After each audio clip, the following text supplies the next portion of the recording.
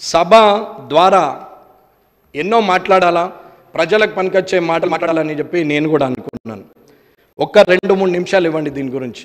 అన్న నేను రాత్రులు కూర్చుండి డేలో కూర్చుండి కొత్తగా స్కూల్కి పోయినట్టు రాసుకున్నట్టు రాసుకుంటున్నాను. ఈ సబ్జెక్టులన్నీ కొత్తగా స్కూల్ పోయినట్టు కొత్త బ్యాగ్ వేసుకొని ఎట్లా పోతాడో అట్లా వస్తున్నాం. వీడికి వచ్చి చూస్తే ఏమవుతున్నది, ర్యాగింగ్ లాగా ఉన్నది. అన్న నేను ఎవరిని ఉద్దేశించి మాట్లాడి, దయచేసి 50 మంది కొత్తలు ఉన్నాము, ఇంకొక 60 మంది పాత వాళ్ళు ఉన్నారు, చాలా సీనియర్లు ఉన్నారు. అన్న మార్గదర్శకంగా ఉండాలనేది నా ఆలోచన. సభ నడుస్తుంటుంది, సభ్యుడు మాట్లాడుతుంటాడు, ఒక 4 అక్కడ నిలబడి మాట్లాడతారు, ఒక 3 ఇక్కడ నిలబడి మాట్లాడతారు.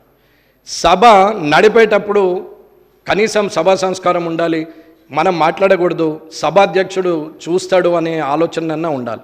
శాసనసభ వ్యవహారాల మంత్రి గారికి నేను కోరేది ఏంటంటే, అన్న రేపటికి మనం మార్గదర్శకంగా ఉండాలని కోరుకుంటున్నాం. కొత్తగా వచ్చిన పోయి రేపు పొద్దున మారకపోతావా, నేను చూడకపోతానా అని ఎవరన్నా అనుకుంటుండొచ్చు మనసులో. నేను మారే వ్యక్తిని కాదన్నా, రాజకీయాలకు నేను కొత్త కాదు, నేను జిల్లా పరిషత్ చైర్మన్గా చేసిన, నిజాయితీగా గెలవాలని చెప్పి ఇన్ని సంవత్సరాలు పట్టింది తప్ప ఏదో వంకరతో వల్ల గెలవాలనుకుంటే ఎన్నడో వచ్చేవాడిని. కానీ ఇవాళ కూడా అందరూ కష్టపడే వచ్చినా ఇక్కడికి వచ్చిన తర్వాత మారుతున్నారా, లేకపోతే ప్రజల్లో మాట్లాడే మాటకు అక్కడున్న సీరియస్నెస్ ఇక్కడ ఉండదా అనేది నాకు అర్థం కావట్లేదు.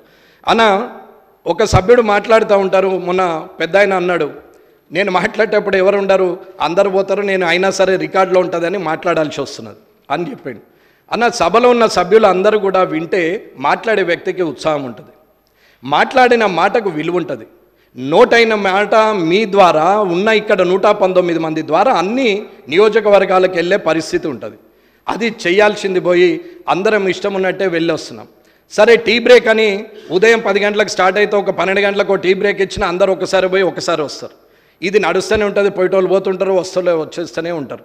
కాలేజీలో కాలేజీలో ఇంటర్మీడియట్ పిల్లల్ని చూసినట్టు అవుతున్నది తప్ప టీచర్ అటు చూసేసరికి ఒక పీరియడ్ అటండి ఈయనకెళ్ళి వెనక డోర్లకి వెనకకి వెళ్ళిపోయినట్టున్నది. ఇది పరిస్థితి అన్న నేను ఎవరిని అవమానించట్లేదు. ఈ సభ అంటే నాకు గౌరవం, ఇది చట్టసభ. ఈ చట్టసభలో ఖచ్చితంగా అందరం గౌరవంగా ఉండాలా. రేపు పొద్దున రాజకీయాలు నేను కక్ష ద్వేషాలతో ఉండాలని నేను కోరుకోవట్లేదు. అందరితోని మంచే ఉండాలి, కానీ మంచిని మంచి అనాలా, చెడుని చెడు అనాలా. అన్న ఇవాళ రుణమాఫీ ఉంది, నాకు అవసరం లేదు, నేను రావద్దని అనుకోవచ్చు, కానీ అది కాదు. చేస్తుంది మంచి పని, ఏ పార్టీ అనేది అనవసరం. ప్రభుత్వంలో ఒక సభ్యుడిగా ఉన్నాం, ఆ ప్రభుత్వం నాది, నేను ఇది కాంగ్రెస్ ప్రభుత్వం అని మీరు అనుకుంటుండొచ్చు, కానీ ఇది తెలంగాణ రాష్ట్ర ప్రభుత్వం అని నేను అనుకుంటున్నాను.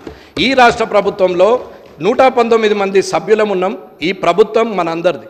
ఈ ప్రభుత్వం చేసే కార్యక్రమాలల్లో పోవాలా, కూర్చోవాలా. అక్కడ సోనియా గాంధీ గారిదో, రాజీవ్ గాంధీ గారిదో, రాహుల్ గాంధీ గారిదో మీరు ఫోటో పెడితే మేము వెళ్ళొచ్చేస్తుండే. కానీ అక్కడ ముఖ్యమంత్రి గారిది ఉంది, అక్కడ వ్యవసాయ శాఖ మంత్రి గారిది ఉంది, ఫైనాన్స్ మినిస్టర్ది ఉంది, కానీ ఇంకేదీ లేదు. అంటే ఇది రాష్ట్ర ప్రభుత్వము అని అనుకుంటున్నాం. మీరు కూడా అలాగే ఆలోచించమని చెప్తున్నా తప్ప నేను వేరే దాని గురించి ఏం మాట్లాడట్లేదు. తిట్టుకోవడం ఎంతసేపు అన్నా, సెటైర్లు 100 వేస్తా నేను కూడా, బయట నా అంత సెటైర్లు ఎవరు వేయనేయ్యరు, కానీ నేను అట్లా వేయను.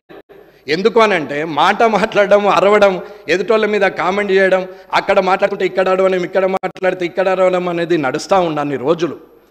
ఏం లాభం, ఏమవుతుంది అనేది నా ఉద్దేశం. ఇకపోతే ఇప్పటి వరకు కూడా సభ గురించి నేను తప్పుగా మాట్లాడలేదు. ఇది కూడా నేను ఎందుకు చెప్పాల్సి వస్తుందంటే, నేను మీడియా పాయింట్ మీద మాట్లాడినాం, ఇక్కడ మాట్లాడలే పరిస్థితి లేక, అంటే అలవాటు కావాలి. ఒకసారి ఇక్కడ మాట్లాడితే రెండోసారి నాకు స్టార్టింగ్ ట్రబుల్ ఉండదు కాబట్టి, సరే అక్కడ మాట్లాడినప్పుడు కనీసం మార్పు వస్తుంది అనుకున్నాం. పేపర్లో వచ్చింది, నన్ను నేను ఏదో గొప్పగా అనుకుంటుండేమోని మీరందరూ అపార్థం చేసుకుంటారేమోని నేను ఇందులో మాట్లాడడానికి మళ్ళీ చెప్పాను తప్ప ఇంకా వేరే ఉద్దేశం లేదు. ఎక్కడైనా ఏదైనా సరే ఇది ఒక్కసారి గౌరవ శాసనసభ్యులందరూ కూడా మనం రేపటి మనం ఉంటాం పోతాం. రేపు పొద్దున ఎంతోమంది ఉన్నారు, ఎంతోమంది రాజకీయ నాయకులు వచ్చారు. టక్కన చెప్పమంటే 5-6 పేర్లకి ఎక్క చెప్పలేము. ఆ 5-6లో మనముందాము అనేది మన ఆలోచన. ఆ 5వ 6వ నంబరో 7వ నంబరో 10వ నంబరో మనం ఉండాలనేది ఆలోచన తప్ప ఏం లేదు.